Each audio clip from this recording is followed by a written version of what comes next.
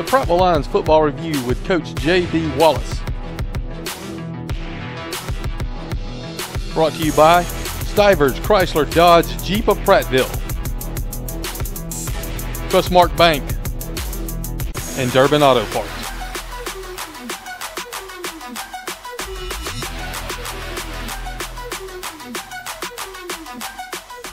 Well, hello, Lion Nation, and welcome into Week 1 of the Prattville Lions Football Review Show with Coach J.B. Wallace. I'm Will Barrett, looking back on last week's 41-37 victory over the Pike Road Patriots. And, Coach, congratulations. What a win.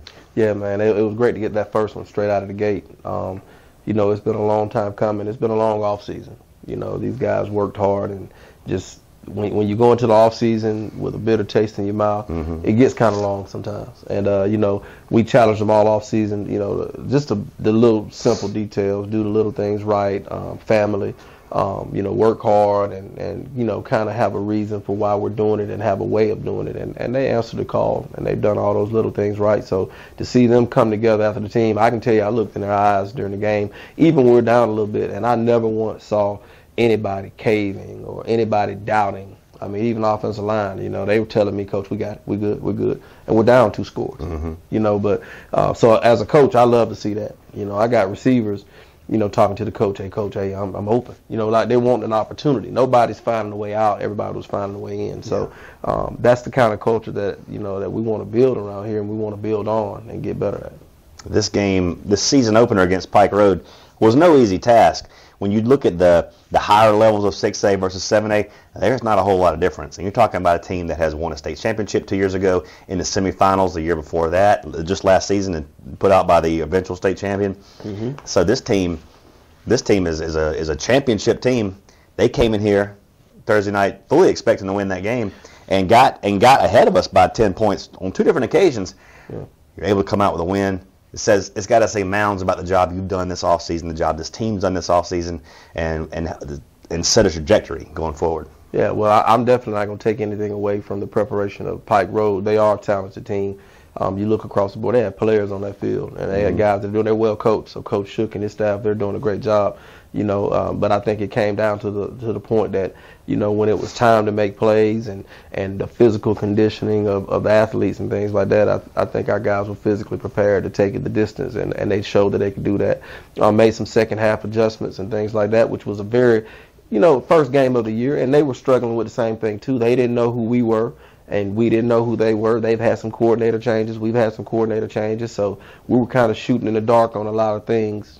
You know, that we were speculating on. So it kind of took a while to settle in, to, you know, for offensively for sure, to settle in and find out, all right, this is who they are, this is how we need to approach them. You know, kind of had to rethink our whole game plan there, and defensively, you know, after looking at the film on the sideline and things like that, it was just a couple of tweaks we had to do up front to stop the run, and which Pike Road did a good job with that running back they have. That Jones kid, he's a very good running back. I mean, he's a Division I running back. And so, you know, just being able to play him for 4 quarters and stop him was a task in itself.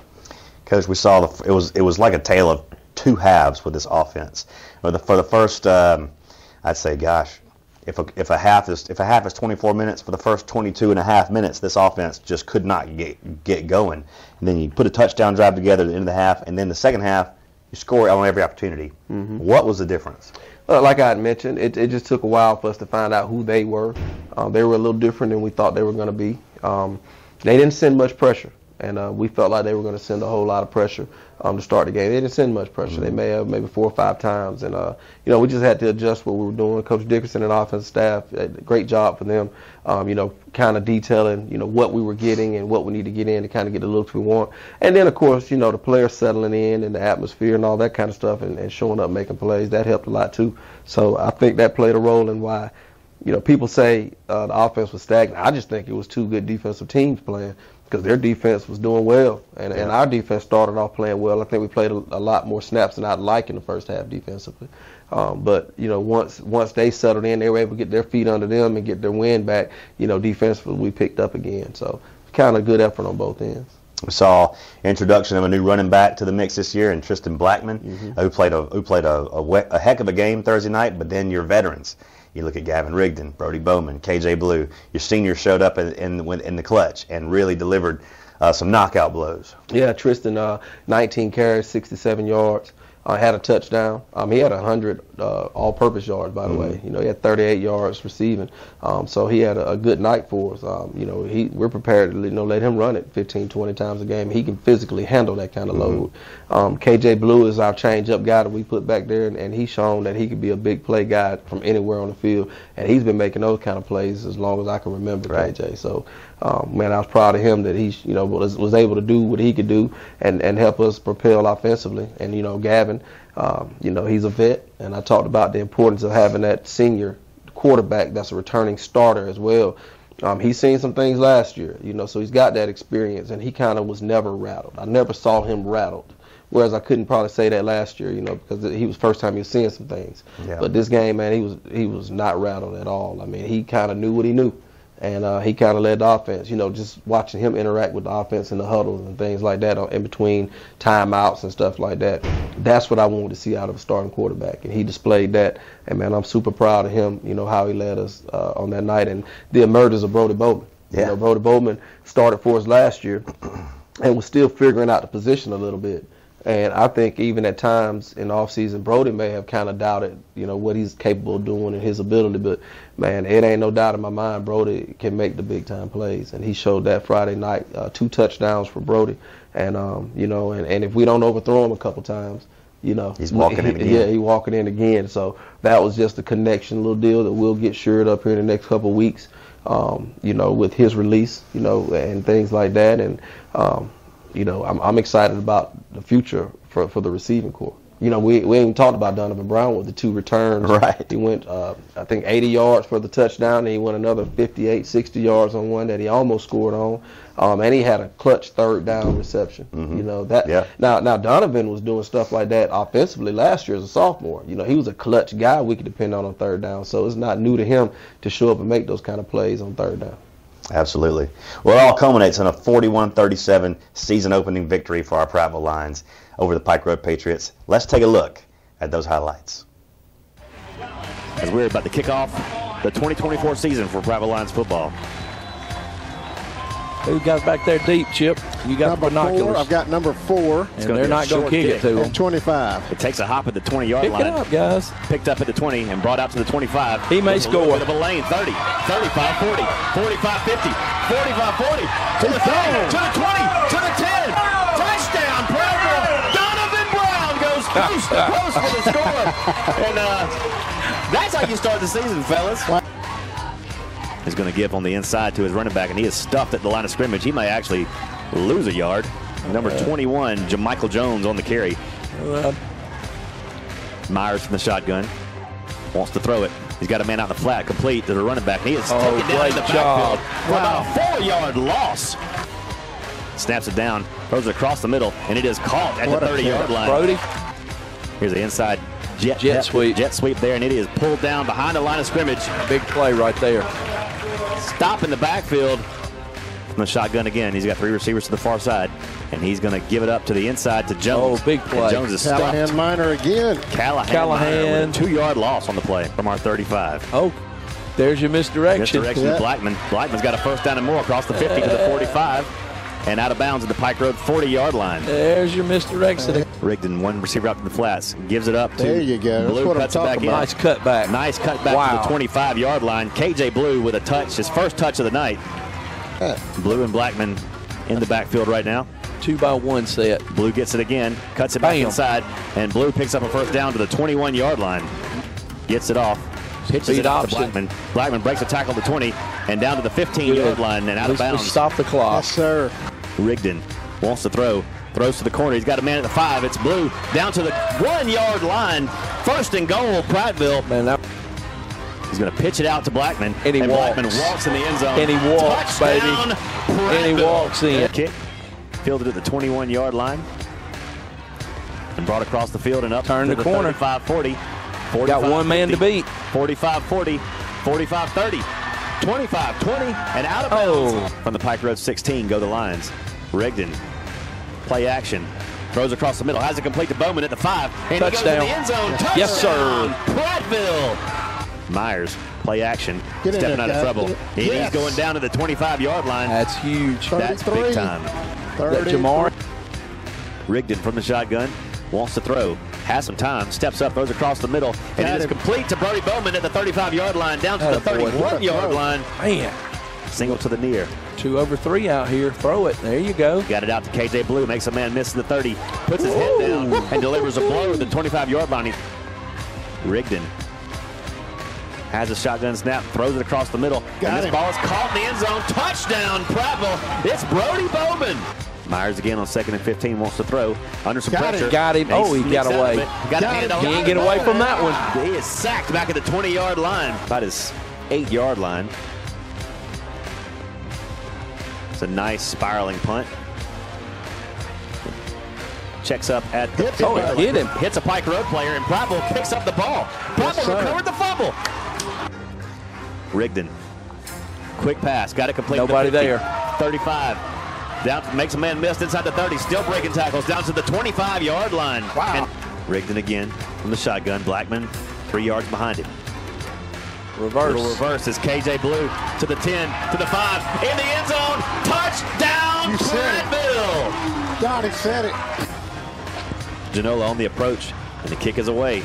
This one might hit the end zone. It's fielded at the 1-yard line and brought out from there. And he is belted at the 28-yard line. Rigdon's going to give this one up again to the outside. Boom. He's got room. It's KJ Blue inside the 40. Boom. With the speed of the 30. Boom. 20. You're not going to get him. You're not going to get him. KJ. 41-37 is the final score. The Lions start the season off 1-0.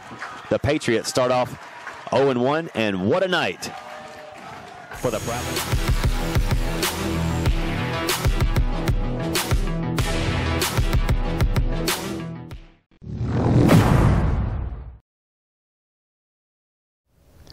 Well, Coach, it's time to announce the Buffalo Rock Pepsi Player of the Game for Week 1 against the Pike Road Patriots, and I'll give you the floor.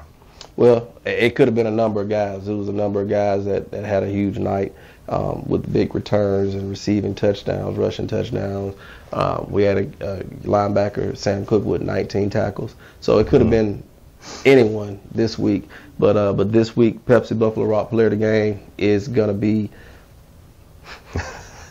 KJ Blue. KJ Blue, and what a game! Yeah. What a game for KJ Blue. Yeah, KJ 70 yards rushing on 4 carries. Only 4 carries, had 2 touchdowns. He had 3 receptions for 33 yards. So he had a huge night. Absolutely. Well, congratulations to KJ Blue, your Buffalo Rock Pepsi Player of the Game.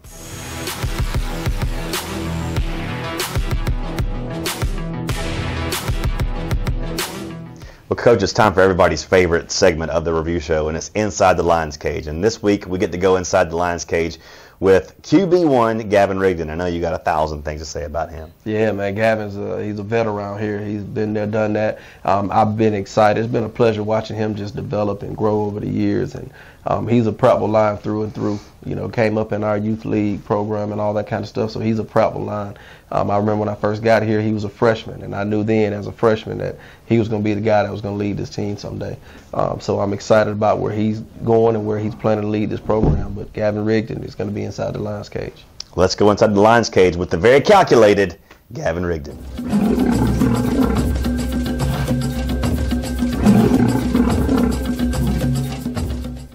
Well, Lion fans, now it's time to go inside the Lions Cage, our favorite segment of every episode we do on the Coaches Review Show, and we are with no other than QB1 himself, Gavin Rigdon. You might notice him from his days on the youth lines all the way up to junior high, now varsity, now is his senior year. Gavin, welcome to the Lions Cage. Yes, sir. Thank you. Now, we see quarterbacks come and go at Prattville High School, but you are a different kind of breed because you have been you've been wearing the Power P since you were about 6 years old. Is that right? Yes, sir. So it means more to you than the average player to be wearing this uniform. What does it mean to you to put on that Power P every Thursday, Friday night? It means a lot. I've grown up watching a lot of different quarterbacks play, Kyle Kramer, everybody like that. Looked up to them when I was younger. I just wanted to be like them, and now it's here, and it just means a lot to me. be able to put it on. There's no question about it. It shows in how you play. You lay it out on the line every Friday night. And this year's a little different. We're playing in a stadium that our home games are in a stadium that's not ours. Your senior season, not in Stanley Jensen. I mean, some people would get a little sulking about that, but not you. How are you approaching this? We're gonna make it home as much as we can, and it's just we get to play football, so that's really what it's about. Yeah. You're a senior this year. You got a group of seniors around you that have been with you from the start, basically. It's a tight-knit group. What does it mean to have a group like that as cohesive as you guys are? It means a lot. We get together and we'll talk about certain things going on with the team and everything, what we need to address, and it's good to have this group together since we've been in junior high, and it's really good to get to play our senior year together. Now, most of you guys know each other inside and out. They probably know what your pregame superstitions are, but maybe the world here listening doesn't know. Do you have any kind of weird pregame superstition that you do every time? If I don't do this, I'm just not right? I don't. I don't. Really? QB1 has got ice water in his veins, doesn't need any kind of pregame ritual, but you got pregame music, right? Yes, sir. What are you listening to when you're I warming listen to a little bit of rap, sometimes maybe a little country music. I say I listen to Little Baby and all them like that. I think that's Lil Baby. Lil Baby. Yeah. Let's give that man the respect he deserves. Okay. Yes, sir. So after the game, or let's go post game. You're hungry, you're starving, you need food. What would be the one thing if you could pick? This is what I want after the game every time. What would it be? I like when they give us pizza after the games. Yeah, I like pizza. You'll take anything at that point, though, right? Yes, sir. All right. So what's plans for after high school for Gavin Rigdon? Well, I'm still kind of waiting around to explore my options for football, so I'm still trying to wait it out. Okay. That's interesting. You don't know what you want to do yet. Most 18-year-olds that don't know what they want to do are very interesting people. Most 40-year-olds that don't know what they do are very interesting. I'm 45 and I don't know what I want to do yet. So, take that as a badge of honor. You're a very interesting person. So, you are in your senior season. After this year, you won't put on that Cardinal uniform ever again. And so it's time to leave a legacy. What do you want your legacy to be here at Prattville? I want to be the guy that everybody remembers that I gave it everything I had and I left everything on the field, and that I just didn't regret what I did in high school, that I just left it all out there. And to the quarterbacks coming up, there's some talented quarterbacks that are in the pipeline coming up behind you, and a lot of them probably looked up to you like you looked up to people like Kyle Kramer, Trey Edwards, those guys like that. What's your message to them coming up? Just work. Just give it everything you got every day, because you never know if it's going to be your last snap football. And what is the one thing that you just can't live without? My phone. Okay.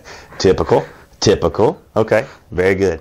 Well, do we do the fight song? Yeah. All right. Gavin, you probably don't need the words to the fight song, right? You've heard it so many times. I think I know it. All right. Well, I'm going to step aside. I'm going to give you full access to the camera here. We'll clap you in, and I want you to sing the fight song for the world. Okay? Can you do that? Okay. All right. 1, 2, 3, 4. Hooray for Prattville, hooray for Prattville. Someone in the stand yelling hooray for Prattville. 1, 2, 3, 4. Who you gonna yell for? Prattville. That's Ooh, yeah. Woo. Man, good job. That's it. QB1.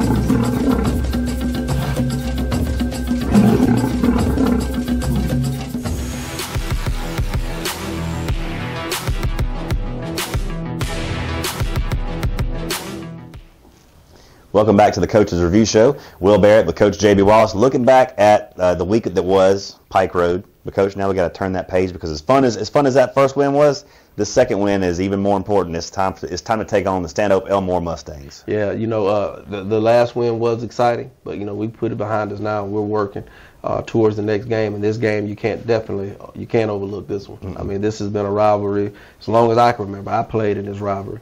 Bragging rights, everything on the line. They're always going to have talent over there. They're always going to have physical ball players over there. So we got to match that physicality. We got to, match all the things that come with going to Stanhope to play. That's a task in itself to go play inside of that stadium. It is going to be a hostile environment, and it always is. So got to be prepared for that big game.